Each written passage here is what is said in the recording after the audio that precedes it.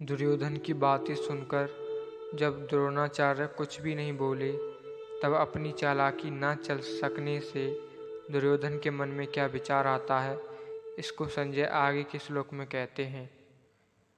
अपर्याप्तं तदस्माकं बलं भीष्माभिरक्षितं पर्याप्तं त्विदमेतेषां बलं भीमाभिरक्षितम्।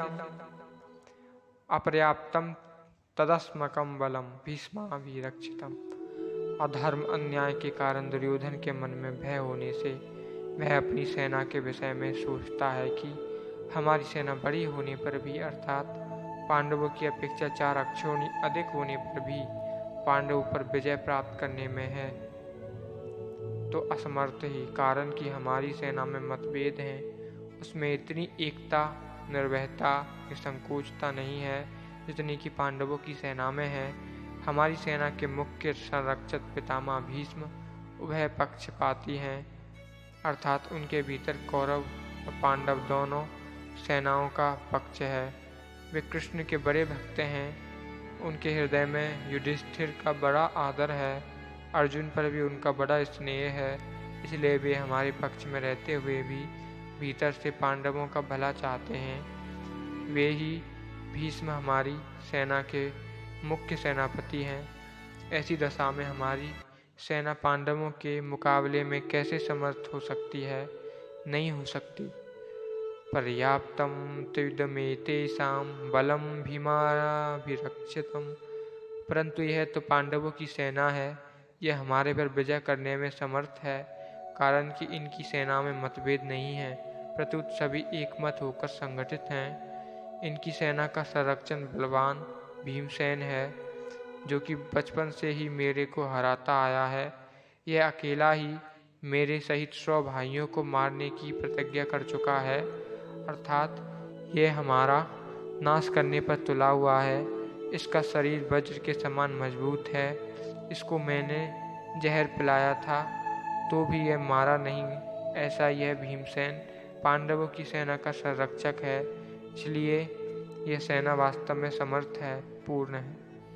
यहाँ एक शंका हो सकती है कि दुर्योधन ने अपनी सेना के संरक्षण के लिए भीष्म जी का नाम लिया तो कि सेनापति के पद पर नियुक्त हैं, परंतु पांडव सेना के संरक्षक के लिए भीमसेन का नाम लिया, जो कि सेनापति नहीं है। इसका समाधान यह है कि दुर्योधन इस समय सेनापतियों की बात नहीं सोच रहा है, किंतु दोनों सेनाओं की शक्ति के विषय में सोच रहा है कि किस सेना की शक्ति अधिक है। दुर्योधन पर आरंभ से ही भीमसेन की शक्ति का बलवत्ता का अधिक प्रभाव पड़ा हुआ है, अतः वह पांडव सेना के संरक्षक के लिए भीमसेन का ही नाम लेता है। अर्जुन कौरव सेना को देखकर किसी के पास न जाकर हाथ में धनुष उठाते हैं, पर दुर्योधन पांडव सेना को देखकर द्रोणाचार्य के पास जाता है और उनसे पांडवों की व्यूह रचना युक्त सेना को देखने के लिए कहता है।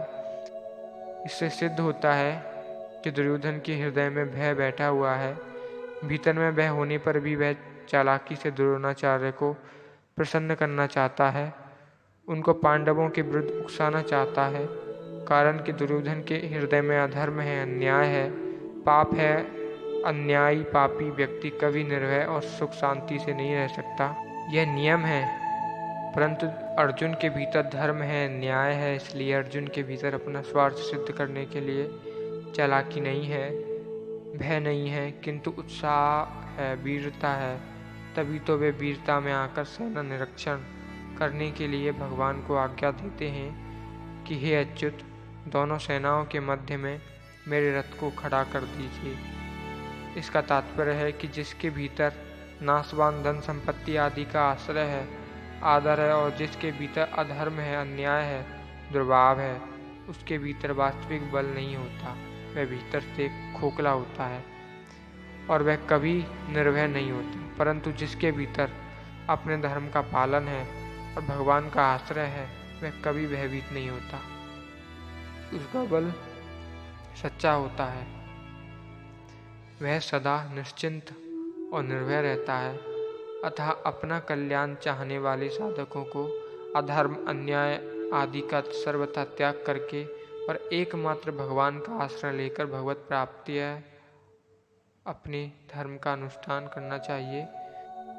भौतिक संपत्तियों को महत्व देकर और संयोग जन्य सुख के प्रलोभन में फंसकर कभी अधर्म का आश्रय नहीं लेना चाहिए, क्योंकि इन दोनों से मनुष्य का कभी हित नहीं होता, प्रत्युत अहित ही होता है। अर्जुन ने अस्त्र शस्त्रों से सुसज्जित नारायणी सेना को छोड़कर निशस्त्र भगवान श्री कृष्ण को स्वीकार किया था और दुर्योधन ने भगवान को छोड़कर उनकी नारायणी सेना को स्वीकार किया था। तात्पर्य है कि अर्जुन की दृष्टि भगवान पर थी और दुर्योधन की दृष्टि वैभव पर थी। जिसकी दृष्टि भगवान पर होती है उसका हृदय बलवान होता है, क्योंकि भगवान का बल सच्चा है, परंतु जिसकी दृष्टि संसारिक वैभव पर होती है उसका हृदय कमजोर होता है, क्योंकि संसार का बल कच्चा है। ये श्री गीता जी के प्रथम अध्याय का श्लोक नंबर 10वां है, जिसका वर्णन इस प्रकार था।